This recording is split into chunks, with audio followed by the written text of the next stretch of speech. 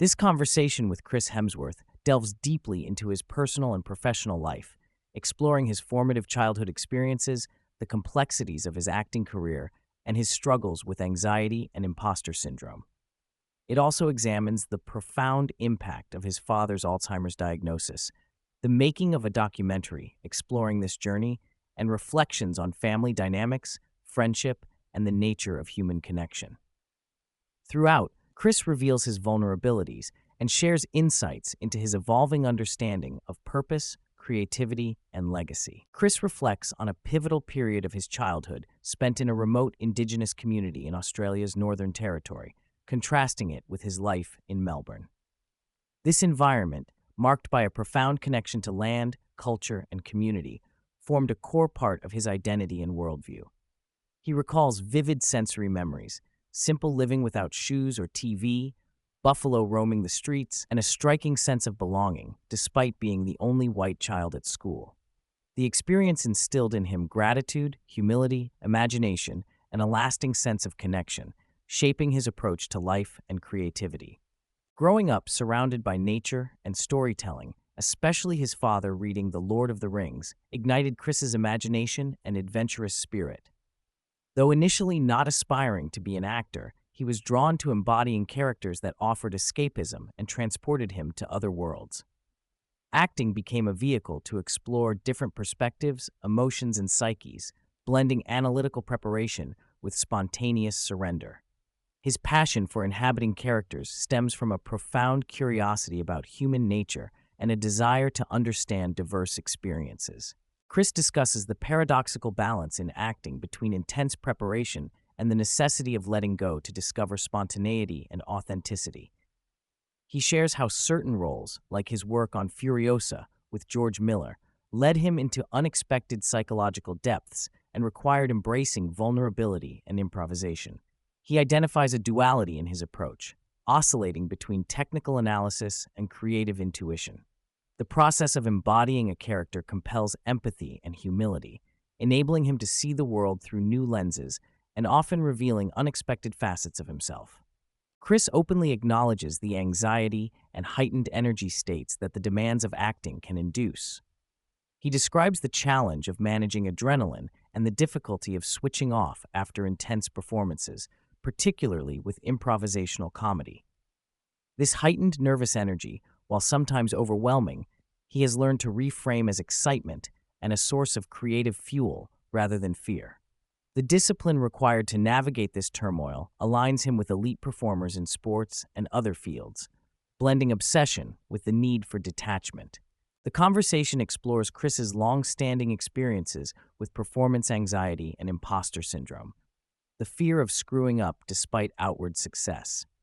Early in his career, he was consumed by pressure and overthinking, projecting fears years ahead and detracting from the present moment.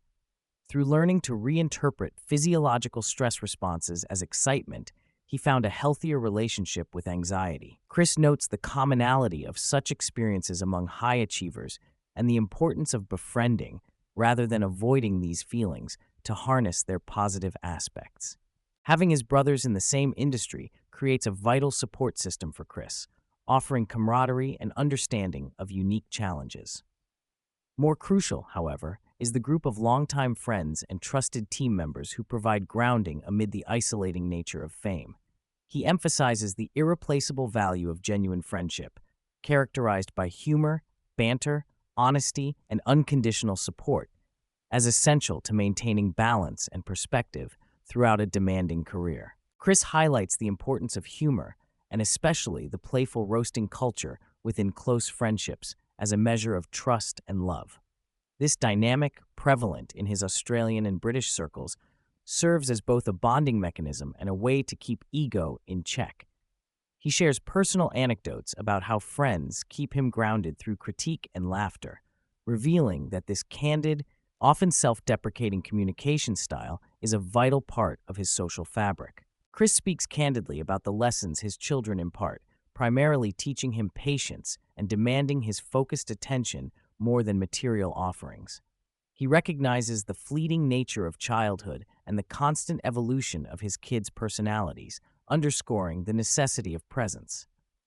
The challenges of balancing a demanding career with family life are acknowledged, alongside reflections on what sustains a long marriage: fun, curiosity, and continuous discovery of one another amidst life's chaos. One of the most profound parts of the discussion centers on the diagnosis of Chris's father with Alzheimer's disease.